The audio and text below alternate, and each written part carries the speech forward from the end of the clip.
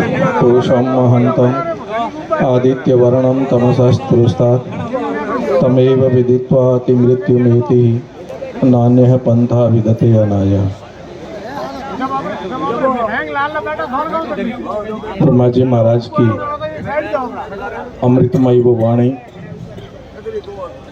ऋषियों की उस परंपरा को आदि अनादि मानव की उत्पत्ति से लेकर के आज तक की उस गुरु परंपरा के पवित्र परंपरा का निर्वहन करने वाले ब्रह्मधाम आशोतरा पीठाधीश्वर पूज्यपाद तुलसाराम जी महाराज के श्री चरणों में कोटि श्रद्धा पूर्वक वंदन अभिनंदन प्रणाम करता हूँ। उसी गुरु परंपरा के निर्वाहक इस मंच पर विराजमान मेरे आदरणीय श्रद्धेय जगदीशपुरी जी महाराज चोटन मठ, निर्मल दास जी महाराज महामंडलेश्वर जी, ब्रह्मचारी जी, ओंकार भारती जी, खुशहालगिरी जी, अन्य जितने भी महात्मा विराजे हैं सबको बहुत श्रद्धा पूर्वक मेरा दंडवत प्रणाम है। इस प्रेम सभा में उपस्थित ब्रह्म समाज के जितने भी श्रेष्ठ देवतुल्य दिव्य आत्मा उन सबको प्रणाम वंदन करता हूँ। जय ब्रह्माजीरी ब्रह्माय नमः। प्रेम सभा का शब्द और प्रेम शब्द की परिभाषा मैं तो पूर्ण नहीं कर पाऊंगा, परंतु जिनके कृपा से हम सब लोग यहाँ उपस्थित हुए हैं, जिन्होंने इसको प्रेम शब्द के माध्यम से आयोजन किया है, वो साक्षात प्रेम का स्वरूप है महाराज तुलसाराम जी। साक्षात प्रेम का स्वरूप और प्रेम की परिभाषा समझनी है तो आपके जीवन को देख लो, प्रेम की परिभाषा आपको समझ में आ जाएगी। क्योंकि उन्होंने एक शब्द कहा, थे मारा में थोड़ा मारवाड़ी में, उन दो शब्दों में पूरी बात हो गई। ए प्रेम री मोटी परिभाषा है कि थे हो मारा में हो थोड़ा। कितनी मोटी बात कह दी, दो शब्दों में सहज सरल। शास्त्र पढ़ने के बाद विद्वान बनने के बाद भी ये दो शब्द कहला, और वो 10 शब्द महाराज जी ने कह करके हम सबको उपदेश दे दिया कि करना क्या है। आदरणीय ब्रह्मचारी जी महाराज और जितने विद्वान लोग बैठे हैं सब जानते हैं कि तुलसाराम जी ने इन 2 शब्दों के अंदर पूरे शास्त्र को और पूरे संतों की वाणी को कहा है। और संतों की वाणी में शास्त्र में कहा है, अयम निजा परो वेति गणना लघु चेतसाम। संस्कृत में शास्त्रों की भाषा में और महाराज की भाषा में फर्क इतना है। महाराज मारवाड़ी में बोले, मैं संस्कृत में बोल रहा हूँ। महाराज तो सहज सरल हृदय कमल हूँ, जो शब्द निकलिया ब्रह्मा जी की कृपा हूँ, खेताराम जी की कृपा हूँ, बोलिया कि थे महाराज मैं थोरो पूरी बात। और मैं शास्त्र के माध्यम में वो कह रहा हूँ जो सनातन परंपरा, अयम निज परो वेति गणना लघु चेतसाम। ये मेरा, ये पराया, ये गणना छोटे की है, निम्न आदमी की है। ये वास्तव में वही करने के लिए प्रेम की सभा करी है। ये प्रेम की सभा में आकर के हम प्रेम की परिभाषा, प्रेम की सभा की परिभाषा और प्रेम की सभा का जो आयोजन करें उनका कोई परिचय नहीं दे सकते। उनका साक्षात परिचय वो स्वयं है। जितने उनके निकट जाओगे, जितने उनके पास जाओगे, इतनी प्रेम की धारा उनके अंदर से निकलती हुई आपको प्रेममयी करती जाएगी। तो हम सब लोग सौभाग्यशाली है कि प्रतिवर्ष महाराज जी इसी प्रकार प्रेम की धारा, और हमारे ऊपर आवरण आ जाते हैं। मनुष्य जीवन है, अभी कह रहे थे कि महाराज जी ने गत बार संकल्प करवाया था, कुछ कहा था, फिर बीच में ढिलाई आएगी। ये मानव का स्वभाव है, प्रवृत्ति है। ये स्वभाव और प्रवृत्ति बदलने वाले ही तो गुरु होते हैं। इसलिए गुरु की आवश्यकता पड़ी है। असतो मा तम सदगमय, असत्य से सत्य की तरफ आप ले जाओगे। तम सर्मा ज्योतिर्गमया, अंधकार से प्रकाश की तरफ भी आप ले जाओगे। और मृत्युर्मा अमृतम गमया, मौत से अमृतता की तरफ भी आप ही ले जाओगे। ये तो भक्त है, इन पर कृपा करेंगे, क्योंकि आप उस गुरु परंपरा के निर्वाहक हो। जो गुरु परंपरा मानव को अस्मि तथा किम अहम किम, मैं कौन हूं, इन सब प्रश्नों का उत्तर चाहिए तो गुरु के पास आना पड़े। मैं 2 शब्दों में मेरी बात पूरी करूंगा। क्योंकि मुझे पता है कि जहाँ गुरु महाराज बोल गए उसके बाद बोलना मेरे जैसे संत के लिए आवश्यक भी नहीं है। और इतनी भीड़ और जितने व्यस्ततम कार्यक्रम, आपको बहुत सब सारे कार्यक्रम करने, फिर भी मैं कहूँगा, मैं महाराज जी के चरणों में और संतों के चरणों में वंदन करते हुए आप सबसे निवेदन करता हूँ, एक शब्द कहूँगा, उसको बहुत अंदर से आप अपने से पूछना और ध्यान से भी सुनना और अंदर से स्वयं से पूछना, आपने अपने से कब पूछा है कि मैं कौन हूं? स्वयं से आपने कब पूछा है कि मैं कौन हूं? पूछा है क्या आपने?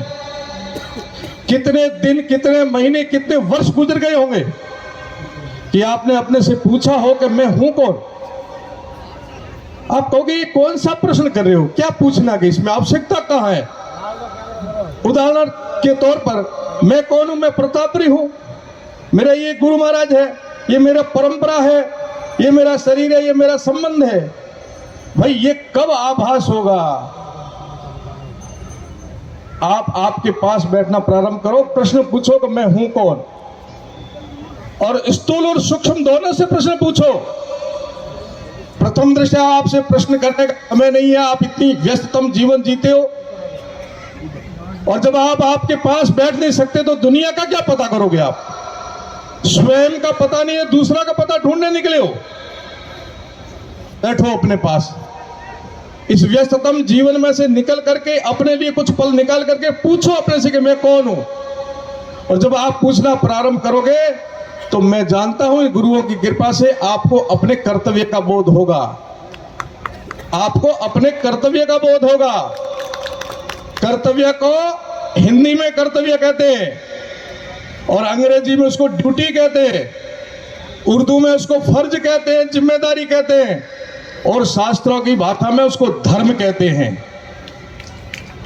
आपका कर्तव्य क्या, आपकी ड्यूटी क्या, आपका फर्ज क्या है और आपका धर्म क्या है, इसका आभास कब होगा?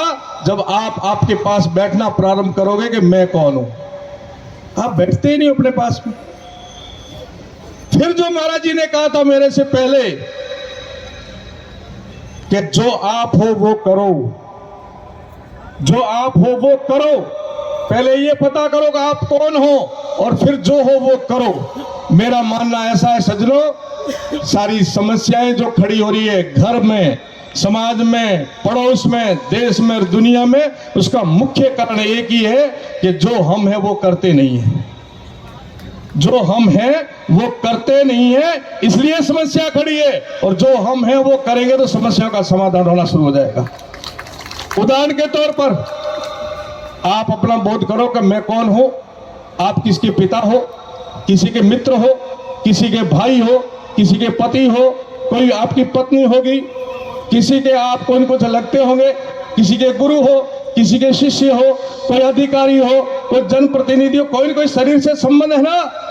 तो जो है वो करो, और जो है वो करोगे तो समस्याओं का समाधान है, नहीं करोगे तो समस्या खड़ी मिलेगी। भाई भाई के झगड़े क्यों? क्योंकि भाई भाई अपने कर्तव्य का बोध करके कर्तव्य का पालन कर ले तो झगड़ा समाप्त। पति पत्नी के झगड़े क्यों और उसका पालन करे, झगड़े समाप्त। गुरु शिष्य का झगड़ा क्यों? यदि वो अपने कर्तव्य का बोध कर ले तो झगड़ा समाप्त। जनप्रतिनिधि हो चाहे कोई भी हो, अपने कर्तव्य का बोध करके कर्तव्य का पालन करेगा, समस्या का समाधान है, नहीं करेगा तो समस्या यूं ही खड़ी रहेगी। इसलिए अपने पास बैठ करके पूछो मैं कौन हूं, और पूछने के बाद जब कर्तव्य का बोध हो जाता है तो कर्तव्य का पालन करो, समस्या का समाधान होगा। इसलिए जो आप हो वो करो, ये भी महाराज जी ने कहा। 2-3 शब्द में महाराज जी की भाषा में, इतना तो नहीं विद्वानता समझ रहा, 2-3 समझा। एक तो कहा कि आप थे महाराज हूं थारो, तो मैंने कहा अयम निजा परोवेती गन्ना लघु चेसा, महाराज ने कह दिया। दूसरा कहा थे हो जो को करो, तो कर्तव्य का बोध कराया महाराज ने कि आप कौन हो, जो हो वो करो। अब एक उदाहरण सुनिए आप। अपनी गाड़ी से एक्सीडेंट हो जाए, कोई गौ माता मर जाए तो पाप लगेगा कि नहीं लगेगा? बोलो भाई। अपन प्रयास करेंगे नहीं कि इस पाप से मुक्त होए। अपनी गाड़ी से कोई व्यक्ति मर जाए एक्सीडेंट में तो धारा लगेगी कि नहीं लगेगी? धारा भी लगेगी, जुर्माना भी होगा, सजा भी होगा। अब ध्यान से सुनना, गाड़ी वही है, आप वही हो। आपने जानबूझ के किसी गाय को मारा तो पाप लगेगा कि महापाप लगेगा?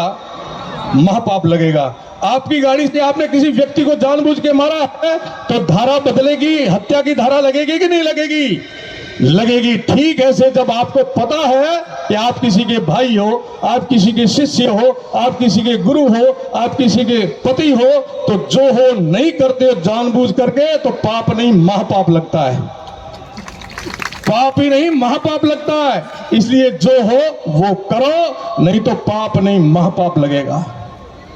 ठीक, ये तो शरीर संबंधी हुआ, ये तो कर्तव्य निर्वहन की बात की है। आप किसी के पिता हो, अब बाबू सिंह जी जैसे सज्जन पुरुष देखो कितना धर्म का पालन करते हैं, आज्ञा करते, तो ये जो है वो कर रहे हैं। परंतु बाबू सिंह जी देखो या और किसी को देखो, ये कहीं ऐसा करके उपकार ऐसा अनुभव नहीं करते कि मैंने महाराज जी के ऊपर या ब्रह्म समाज के ऊपर कोई एहसान किया। नहीं, ऐसा कुछ नहीं करते, क्योंकि इनको कर्तव्य का बोध है। इनको पता है कि मुझे यही करना है। और आप लोग करके एहसान जताओगे तो वो कर्तव्य बोध नहीं, वो अहंकार बोध हो जाएगा। और हमारे से अच्छा कर्तव्य बोध करके पशु पक्षी अपना कर्तव्य निभाते हैं, अपना धर्म निभाते हैं। चिड़िया भूखी है, दाना उठा करके ला करके अपने पेट में नहीं डालती है, बच्चे के पेट में डालती है। इसलिए नहीं कि ये बच्चा बड़ा होकर के मेरा पेट भरेगा, वो अपने कर्तव्य का पालन करता है। ठीक ऐसे हम कोई एहसान नहीं करते, जो है वो करना चाहिए, ये कर्तव्य है। पर एक उद्देश्य भी है। उद्देश्य और कर्तव्य दोनों अलग क्रियाएं हैं। उद्देश्य को अंग्रेजी में टारगेट कहते हैं, हिंदी में ध्येय कहते हैं, लक्ष्य कहते हैं। ये तो सब आपका कर्तव्य था, ये जो कर्म था ये कर्तव्य था। आपके जीवन का उद्देश्य क्या है? अरे उद्देश्य विहीन जीवन तो क्या काम का? आपके जीवन का टारगेट क्या है? आहार भय मैथुन सामान्य एतद पशु भी नराना, बच्चे पैदा करना, खाना पीना, डरना, ये करना, ये तो पशु और मनुष्य में समान क्रिया है। तो आपके जीवन का उद्देश्य क्या है? इसलिए अपने पास बैठो कि मैं कौन हूं। महाराज जी ने उपदेश दिया एक भगत को, भगवान की कृपा से एक मंत्र दिया, धंधा व्यवसाय खूब बड़ा, खूब इतना बड़ा कि मंत्र जपने का भी महाराज जी ने दिया, वो भगत को टाइम नहीं। और वो अंदर से दुखी हो रहा था कि महाराज जी ने तो मंत्र तो बहुत अच्छा दिया, पर धंधा महाराज जी की कृपा से इतना बड़ा कि मंत्र जपने का भी समय नहीं मिल रहा है। महाराज जी के पास गया कि बाप जी आप ही गिरता में धंधो मारे खूब बढ़िया, दिन रात मैंने फुर्सत नहीं मिले, पर महाराज समस्या ये होगी कि थे मंत्र दियो वो जाप करने के टाइम नहीं मिले। तो कहीं करो कि बाप जी एक काम करो, मैंने एक दिन में फ्री कर दो, वो मारो कोटो पूरे जीवन रो एक दिन में आप आड़ो मंत्र जाप कर पूरा कर एडो करो। महाराज जी थोड़ी देर तो मई हंसिया कि भगत जोरदार आदमी। 3-4 बार कहो भगत ने, महाराज कहो ठीक है भाई थारे धंधो घणो बढ़ गयो। हाँ बाप जी थारी कृपा में धंधो खूब बढ़ गयो, पर आप वो मंत्र दियो वो महाराज जाप को नहीं, मैंने एक दिन में फ्री करा दो, पूरा कोटो करा दो। महाराज की ठीक है एक दिन में करना। हाँ कि मरने हूं एक दिन पहले नाम ले के राजीव, अरे के बाप जी मारे गाड़ो काटी, पूरी जिंदगी रोज काम करता रही और मरने एक दिन पहल बाप जी दियो मंत्र जाप कर कोटो पूरा करेंगे। थोड़ी देर में अकल ठिकाने आई कि बाप जी वो दिन बता दो जो मरने हूं एक दिन पहले ले लो, मरूंगा कदे। महाराज ने कहा कि प्रत्येक दिन को अंतिम दिन मान लेना, और ये सत्य हम सबको स्वीकार करना है।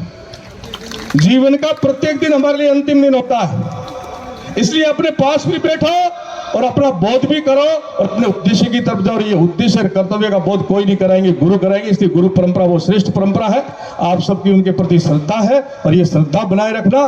प्रेम की परिभाषा ना मैं कर सकता ना महाराज के जीवन की मैं परिभाषा कर सकता। महाराज यथार्थ है, यथार्थ को समझो, सब कुछ ज्ञान हो जाएगा। इन्हीं शब्दों के साथ पुनः संतों के चरणों में वंदन करता हूँ। आप सबके वंदन करते हुए यही कहूंगा कि श्रद्धायाम लभते, आप श्रद्धे वर्धनते, आयु विद्या यशो बलम। आप अभिवादनशील रहना, नम्र रहना, सुशील रहना, अहंकार मत करना। आपकी 4 चीजें बढ़ जाएगी, आयु विद्या यश और बल। बहुत बहुत धन्यवाद, बहुत बहुत आशीर्वाद। बोलो सत्य सनातन धर्म की बहुत बहुत आशीर्वाद।